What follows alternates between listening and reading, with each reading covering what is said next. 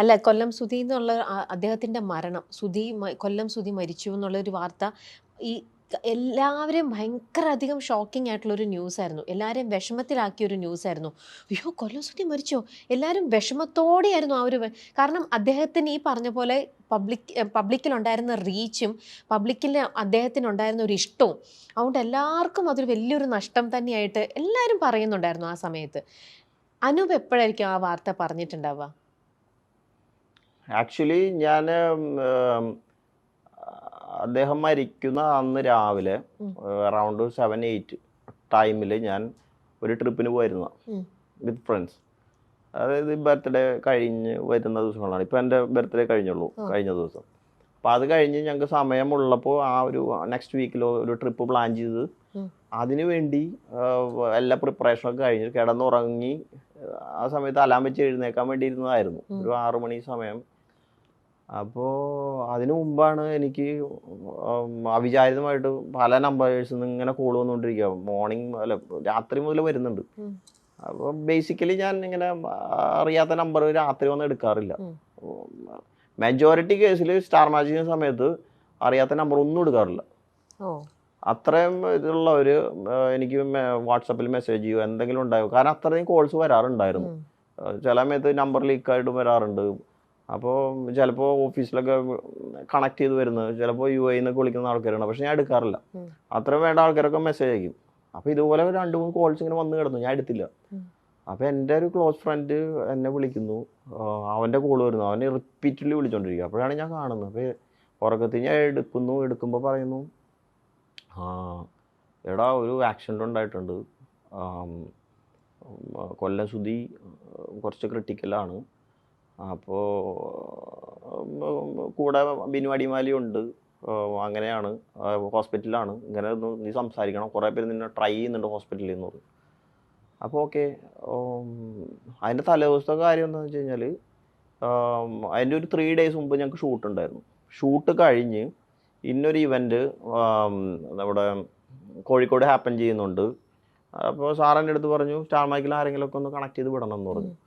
ഒരുപാട് പേര് അതിനകത്ത് നമ്മൾ സംസാരിച്ചു. പലരും വരുന്നുണ്ടായിരുന്നില്ല. ചിലർക്ക് ഡേറ്റ് പ്രശ്നം, ചിലർക്ക് യാത്ര ചെയ്യാൻ പ്രശ്നം, അങ്ങനെയൊക്കെ പറഞ്ഞ് പലരും മാറി. അവസാനമാണ് സുധിച്ചേട്ടൻ അതിനകത്ത് അലൈനാവുന്നത്. ബിനു അടിമാലി ഉണ്ടെന്ന് പറഞ്ഞപ്പോൾ സുധിയും കയറി. അങ്ങനെ വന്ന് അപ്പം എന്നെ പോകുമ്പോൾ എന്നെ വിളിച്ചു, അനുവേട്ടാ ഞാൻ പോവാണേ, പോയി ഷോ ഒക്കെ അറ്റൻഡ് ചെയ്ത് വരാം. ഞാൻ അപ്പോഴേ പറഞ്ഞു, പഴയ ജഗദീഷൊന്നും പോയി കാണിക്കരുത്, ഇവിടെ മര്യാദയ്ക്ക് പോയി സംഭവമൊക്കെ ചെയ്യണം. അപ്പോൾ അതിനുശേഷം എല്ലാവരും പറഞ്ഞു എൻ്റെ അടുത്ത്, സുധി ഭയങ്കരമായിട്ടൊന്ന് പെർഫോം ചെയ്തൊരു സ്റ്റേജായിരുന്നു അത്. ഭയങ്കര കയ്യടിയായിരുന്നു. പുള്ളി സിംഗിളായിട്ടൊന്ന് പെർഫോം ചെയ്ത് ഒരുപാട് അവിടെ കയ്യടി വാങ്ങി എന്നൊക്കെ പറഞ്ഞു. അപ്പോൾ അതെല്ലാം ഇത് കഴിഞ്ഞിട്ടാണ് ഞാൻ അറിയുന്നത്. അപ്പോൾ ഞാൻ പറഞ്ഞു ഓക്കെ. അപ്പോൾ അവിടെ പോകുന്നു. രാത്രി എനിക്ക് ഇപ്പോഴും ആ മെസ്സേജ് ഇപ്പോൾ കിടപ്പുണ്ട് എനിക്ക്. അവിടെ എല്ലാവരും കൂടെ നിന്ന് ഫോട്ടോ എടുത്തിട്ട് എനിക്ക് അയക്കുന്നത്, അവിടെ നിന്ന് യാത്ര ചെയ്യുന്നതിന് മുമ്പ്. അപ്പോൾ അടിമാലിയും ബാക്കിയെല്ലാം കുറച്ച് ആർട്ടിസ്റ്റൊക്കെ ആയിട്ട് എനിക്ക് ഫോട്ടോ ഇട്ടിട്ടുണ്ട്. ആ ഫോട്ടോ ഞാൻ കണ്ട് രാത്രി അതിൻ്റെ എന്തോ പറഞ്ഞു വെച്ചു. അതിനുശേഷമാണ് ഞാൻ ഈ ഇൻസിഡൻറ്റിനെ പറ്റി അറിയുന്നത്. അപ്പം ഞാൻ ആദ്യം കേട്ടപ്പോൾ കുഴപ്പമില്ല, ഉറക്കത്തിൽ നിന്ന് എണീറ്റ് വരികയാണ്. അപ്പോൾ കുഴപ്പമൊന്നും ഉണ്ടാവില്ല, ഓക്കെ ആയിരിക്കും. അപ്പം നമ്മൾ അങ്ങനെ ആശ്വസിക്കാൻ ശ്രമിക്കുന്നത്. അപ്പം നമ്മൾ അങ്ങനെ അത്ര ക്രിട്ടിക്കൽ ചിന്തിക്കുന്നില്ല. അപ്പോൾ അവിടെ നിന്ന് തന്നെ വിളിക്കുന്നു, ഹോസ്പിറ്റലിലാണ്, വെന്റിലേറ്ററിലേക്ക് കയറ്റി, എന്തൊക്കെയോ പ്രശ്നങ്ങളുണ്ട്, പുറത്ത് ഞാൻ കണ്ടു സംസാരിച്ചു എന്ന് പറഞ്ഞു. അപ്പോൾ എനിക്ക് കുറച്ച് ആശ്വാസമായി. കണ്ട് സംസാരിച്ച ആളല്ലേ, പിന്നെ അങ്ങനെ കുഴപ്പമൊന്നും ഉണ്ടാവില്ല. അതിന് 10 മിനിറ്റ് കഴിഞ്ഞപ്പോഴും ചേട്ടൻ പോയി എന്നൊക്കെ പറഞ്ഞു. ഞാൻ പെട്ടെന്ന് എനിക്ക് എന്താണെന്നൊന്നും മനസ്സിലായില്ല. പകുതി ഉറക്കത്തിൻ്റെ മൂടും എല്ലാം കൊണ്ടും ഒരു മരവിപ്പായിരുന്നു. ശരി, കുറേ നേരം ഒരു മരവിപ്പായിരുന്നു. അപ്പം ഞാനതിങ്ങനെ ഇരുന്ന് ആലോചിച്ചു, എന്ത് ചെയ്യാം, ഒന്നും പിടികിട്ടുന്നില്ല. അപ്പം ഞാൻ പെട്ടെന്ന് ആരെങ്കിലും വിളിക്കണമല്ലോ എന്നൊക്കെ വിചാരിച്ചു. സമയം ഇങ്ങനെ വെളുത്തുകൊണ്ടിരിക്കുന്നേ ഉള്ളൂ, ആരെ വിളിക്കും പെട്ടെന്ന് എന്നൊക്കെ വിചാരിച്ചു. അങ്ങനെയാണ് ഞാൻ നമ്മുടെ ഇവിടെ ഏതെങ്കിലും ആർട്ടിസ്റ്റോ നമ്മുടെ കൂടെയുള്ള ആൾക്കാരോ, അപ്പോൾ നമ്മുടെ കൂടെയുള്ള മിക്കവാറും ആൾക്കാർ പലരും കൊച്ചിയിലില്ല, ക്രൂ. അപ്പോൾ ഓഫീസിൽ വിളിക്കാമെന്ന് വെച്ച് കഴിഞ്ഞാൽ സാറിനെ എങ്ങനെ വിളിക്കുന്ന, ഈ വെളുപ്പകാലത്ത് എങ്ങനെ വിളിക്കുന്നൊക്കെ പറഞ്ഞ് അവസാനം ഞാൻ ബിനീഷിനെ വിളിക്കണം. ബിനീഷ് ബാസ്റ്റിൻ ഫോർട്ട് കൊച്ചിയിലുണ്ടായിരുന്നു. ഇവിടെ ഏറ്റവും ക്ലോസ്ലി അടുത്ത് ആക്സസിബിൾ ബിനീഷ്. അപ്പോൾ ഞാൻ ബിനീഷിൻ്റെ അടുത്ത് പറഞ്ഞു, ബിനീഷ് ഇങ്ങനെ സംഭവം ഉണ്ട്, നമുക്കൊന്ന് അവിടം വരെ പോയാലോ എന്ന് പറഞ്ഞു. അപ്പോൾ തന്നെ ഞാൻ ബിനീഷ് വരാമെന്ന് പറഞ്ഞു.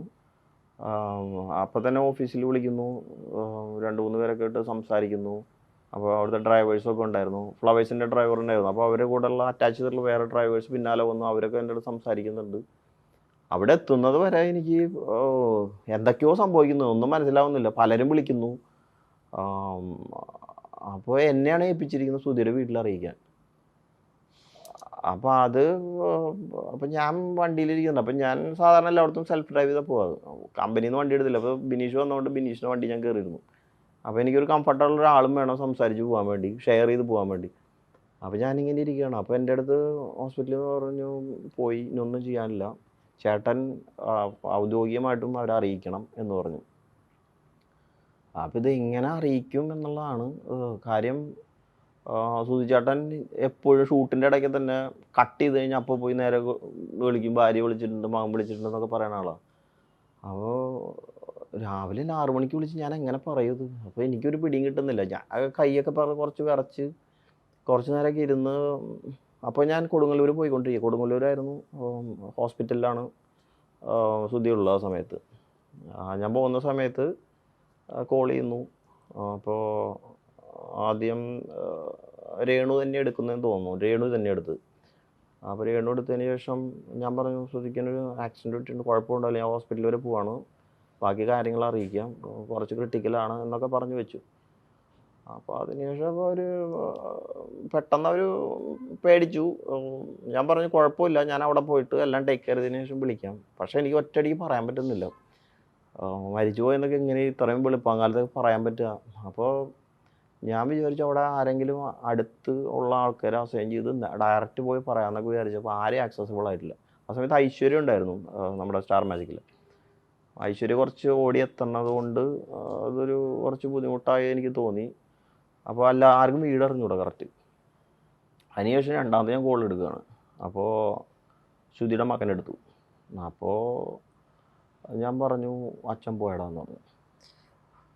അപ്പോൾ അവനാദ്യം ചോദിച്ചു, ചേട്ടാ അച്ഛൻ എന്താ പറ്റുക? ഞാൻ പറഞ്ഞു, ഇങ്ങനെ ആക്സിഡൻറ്റ് ഉണ്ടായി, അച്ഛൻ പോയി. എനിക്ക് പെട്ടെന്ന് എങ്ങനെയാണത് അവതരിപ്പിക്കേണ്ടതെന്ന് പോലും ഞാൻ മറന്നുപോയി. കാരണം എൻ്റെ വീട്ടിൽ ഒരാളുടെ അടുത്ത് അവതരിക്കുന്ന പോലെ എനിക്ക് ആ സമയത്ത് ഫീൽ ചെയ്തു. അപ്പോൾ അവൻ്റെ ഒരു കരച്ചിൽ ഇപ്പോഴും ഉണ്ട്, എനിക്കിപ്പോഴും ചെവിയിൽ കേൾക്കാം. അവൻ രാവിലെ എഴുന്നേറ്റിട്ടുള്ളൂ.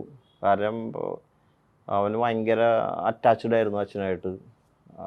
എനിക്ക് ആരൊക്കെയോ എൻ്റെ ഫോൺ വിളിച്ച് സംസാരിക്കുന്നുണ്ട്, തൊട്ടടുത്തുള്ള ആൾക്കാർ ആരൊക്കെയോ കുറേ നേരം, ഒരു 5 മിനിറ്റ് നേരത്തേക്ക് എന്തൊക്കെയോ നടന്ന് എനിക്ക് ഇപ്പോഴും ഓർത്തെടുക്കാൻ പറ്റുന്നില്ല. അത്രയും വികാരഭരിതമായിട്ടുള്ളൊരു സമയമായിരുന്നു ആ സമയത്ത് പോയിക്കൊണ്ടിരുന്നത്. അപ്പോൾ അതിനുശേഷം ഞാൻ അവിടെ എത്തുന്നു. എത്തിയപ്പോഴും ശ്രീകണ്ഠൻ സാറൊക്കെ വന്നു. അപ്പോൾ ഞങ്ങൾ സംസാരിക്കുന്നു, ഡോക്ടേഴ്സായിട്ട് സംസാരിക്കുന്നു. എന്താണ് സംഭവിച്ചത് എന്നും കൃത്യമായിട്ട് മനസ്സിലാവുന്നില്ല. കാരണം പലരും കേട്ടിട്ടുള്ള ഇതാണ്, ആക്സിഡൻറ്റ് സംഭവിച്ചു ഇങ്ങനെയാണ്. അപ്പോൾ വീട്ടിൽ നിന്ന് വിളിക്കുന്നു. അത് കഴിഞ്ഞ് രേണു എന്നെ വിളിക്കുന്നു, ചേട്ടാ എന്താ സംഭവിച്ചത്? ഞങ്ങൾക്ക് ആരുമില്ല, ഇനിയിപ്പോൾ എന്താ? ഞാൻ പറഞ്ഞു, ഞാനിപ്പോൾ ഹോസ്പിറ്റലിലെത്തും, എത്തിയതിന് ശേഷം പറയാം എന്നൊക്കെ പറഞ്ഞു. എനിക്ക് ആക്ച്വലി അവരെ ഹാൻഡിൽ ചെയ്യാൻ വളരെ പാടായിരുന്നു. അപ്പോഴേക്കും ഞാൻ ഐശ്വര്യനെ അവരെ വീട്ടിലേക്ക് എത്തിക്കുന്നു, അവരെ ടേക്ക് കെയർ ചെയ്യാൻ പറയുന്നു. നെക്സ്റ്റ് എന്താന്ന് ഒരു കാര്യങ്ങളും നമ്മൾ ഏറ്റെടുത്തിട്ടില്ല, എന്താ ചെയ്യേണ്ടതെന്ന് പോലും അറിയത്തില്ല.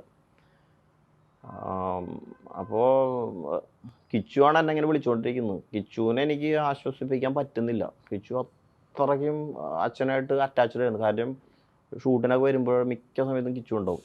ഫ്ലോറിലേക്ക് വന്നില്ലെങ്കിൽ പോലും ട്രാവൽ ചെയ്യുന്നതും ഈ അവസാന നാളുകളിലൊക്കെ സൂചിച്ചാടിൻ്റെ കൂടെ ഡ്രൈവ് ചെയ്ത് വന്നിരുന്നു കിച്ചുവായിരുന്നു. അപ്പോൾ അവനിങ്ങനെ സംസാരിക്കേണ്ട, ഇനി ഞാൻ എന്ത് ചെയ്യും ചേട്ടാന്ന് ചോദിച്ചിട്ട് നമുക്ക് ആ സമയത്ത് റിപ്ലൈ ഇല്ല പലതിനും. നമ്മൾ തന്നെ ഒരു പ്രോഗ്രാമിന് വിട്ടിട്ട്, കമ്പനി പ്രോഗ്രാം തന്നെയാണല്ലോ, അപ്പോൾ നമ്മളതിൻ്റെ റെസ്പോൺസിബിളാണ്. അവരെ ടേക്ക് കെയർ ചെയ്യേണ്ട ജോലി നമ്മുടെയാണ്.